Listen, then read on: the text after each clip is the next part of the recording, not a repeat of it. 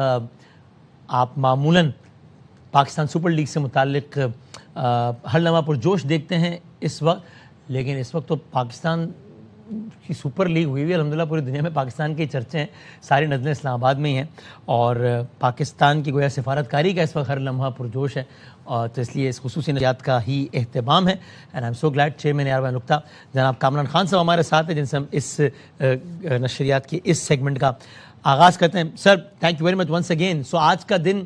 شروع ہوا کل ابتدائی گھنٹوں میں، کل لیٹ نائٹ، یعنی کہ ایران کا وفد آیا، پھر آج ابتدائی ایام میں امریکہ کا وفد آیا، پھر مذاکرات کا سلسلہ شروع ہوا. اب رات کا یہ پہر ہو گیا ہے. سو کیا اگر یہ اتنی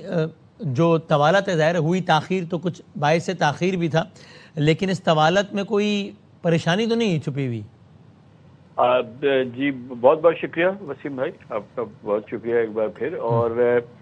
جی بالکل آپ نے ٹائم زونز کی اچھی بات کی، اور بظاہر یہ لگ رہا ہے کہ امریکی جو وفد ہے وہ حشاش بشاش ہوگا، کیونکہ ایسٹرن ٹائم جو ہے اس وقت تو اس کے لحاظ سے 1 بج رہا ہے امریکہ میں، اور بلکہ 2 بج رہے ہوں گے نیو یارک میں اور واشنگٹن ڈی سی، جہاں سے کہ یہ سب لوگ آئے ہیں. تو ان کا ٹائم تو بڑا وہ ہے ماشاءاللہ حشاش بشاش کا. لیکن الحمدللہ اس میں تشویش کا یا فکر کا یا اس قسم کا ابہام کا کوئی بہت بڑا پہلو نہیں ہے. اور جیسے کہ ہم بہت احتیاط سے مسلسل میں اس کو دوہرا بھی رہا ہوں کہ ہم ARY نیوز پہ ہماری کوشش یہی ہے، کیونکہ یہ بہت حساس معاملہ ہے اور پوری دنیا کے حوالے سے، اور ہماری کیونکہ میزبانی ہے تو اس لیے ہمیں مزید اس میں اپنے آپ کو محتاط رہنا ہے. ہم اپنے آپ کو رکھ رہے ہیں، لیکن جو بھی اشارے ہیں، جو بھی اس وقت آثار ہیں، جو بھی تمام چیزیں ہیں، وہ ہر لحاظ سے ایک اطمینان کے ماحول کی بات کر رہے ہیں. اس میں پریشانی یا کوئی بڑی تشویش کی بات کے آثار کم ہیں، اور اطمینان کے آثار زیادہ ہیں. اور بے شک آج کا دن جو ہے وہ ایونٹ فل بتایا جا رہا ہے، اور ایونٹ فل تو بہرحال تاریخی تو ہے، کیونکہ 1979 کے بعد پہلی بار امریکہ اور ایران کے وفود اور اس لیول کی اس اعلیٰ سطح کے جو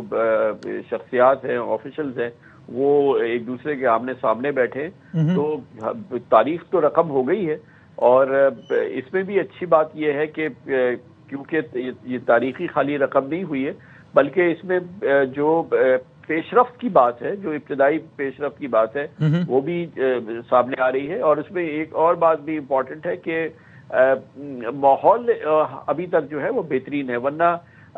نارملی یہ بھی ہو سکتا ہے خدا نخواستہ جب اس قسم کے اس قدر سخت ماحول کے اتنی بڑی جنگ کے دوران جب مذاکرات ہو رہے ہوں، تو آپ اس سے جذبات کا اور حالات کا، اور جہاں پر اتنے بڑے سانحات ہوئے ہیں خاص طور پہ ایران میں، تو کسی قسم کا بھی ماحول ہو سکتا ہے. اور ایسے ماحول میں آپ کو پتہ ہے کہ جب گفتگو ہو رہی ہوتی ہے اور ہیٹڈ ایکسچینج ہوتا ہے، تو کوئی نکل کے چلا گیا، تو کوئی بوائکاٹ کی بات آ گئی، کوئی واک آؤٹ کی بات ہو گئی. اللہ کی کرم سے یہ ساری چیزیں کچھ نہیں، ہمیں 100% یقین ہے کہ ایسا کچھ نہیں ہوا ہے. اور یہ تمام چیزیں ظاہر ہے کہ نیگوسیشنز ہیں، اور وہ نیگوسیشنز ہیں 47 سال کا جو اختلافات ہیں ان کا احاطہ بھی ہے اس کے اندر. تو نہ صرف جنگ کے معاملات ہیں، بلکہ جیسے کہ میں نے عرض کیا 47 سال کے جو واقعات ہیں اور جو تمام معاملات ہیں اس کا احاطہ بھی ہے. تو بہرحال لیکن عامر صاحب یعنی یہ ہے کہ عجب نہیں کہ یہ سلسلہ کل تک طول پکڑے. یہ جو پروفیسر صاحب ہیں مرانڈی صاحب، جو کہ ایران کی وفد کے ساتھ ہیں، I'm not sure, I don't think کہ مذاکراتی ٹیم کا حصہ ہیں، لیکن اب شاید ایز اے پروفیسر یا as a observer I don't know, وہ انہوں نے ٹویٹ کیا تھوڑی دیر پہلے، بلکہ ظاہر مذاکرات کا تو حصہ نہیں ہے، مذاکرات کی ٹیم کا وفد کا حصہ ہے. تو وہ کہتے ہیں کہ one of the individuals close to the negotiating team told me that unreasonable demands from the Trump regime are still hindering the establishment of the desired framework. The Iranian team insists on its demands and conditions to solidify the military achievements it has gained. However, there may be another round of negotiations tonight or tomorrow aimed at making a final effort to reach an acceptable framework. اگرچہ تھوڑا سا لہجہ سخت ہے اور یہ ویسے بھی ذرا ایک بڑی دو ٹوک بات کرنے والے ہیں، لیکن انہوں نے بھی پھر آخر میں سمویا اسی طرح اپنی بات کو کہ جس سے ہم یہ کہہ سکیں کہ آج رات یا کل کے دن کے بعد بہرحال کسی نہج تک پہنچ کے ایک اچھے اختتام پر پہنچیں گے مذاکرات. دیکھیے یہ جس نوعیت کے مذاکرات ہیں، جتنے حساس مذاکرات ہیں، جتنی ان کی دوررس اس کے نتائج کی اہمیت ہے، اور اس سے پہلے کے جو واقعات ہیں اس کے نتیجے میں یہ کوئی معجزہ تو ہم ایکسپیکٹ نہیں کر رہے، لیکن یہ بھی یاد رکھیں کہ چاہے براہ راست مذاکراتی ٹیم ہو یا مذاکراتی ٹیم کے ساتھ آئے ہوئے لوگ ہو، تو وہ بے شک ایران کی سرکاری وفد میں نہ ہو، لیکن جب وہ اس دورے پہ ساتھ آئیں تو اس کا مطلب یہ کہ اس سوچ کو وہ ریپرزینٹ بھی کرتے ہیں اور اس کی عکاسی بھی کرتے ہیں۔ تو جب وہ مذاکرات ہو رہے ہیں تو یہ یاد رکھیں کہ اس میں لہجے کی، بات کی، گفتگو کی، سختی کی، میکسیملسٹ پوزیشن کی بہت کلیدی اہمیت ہے۔ تو کوئی بھی شخصیت جس کا کسی طریقے سے بھی اس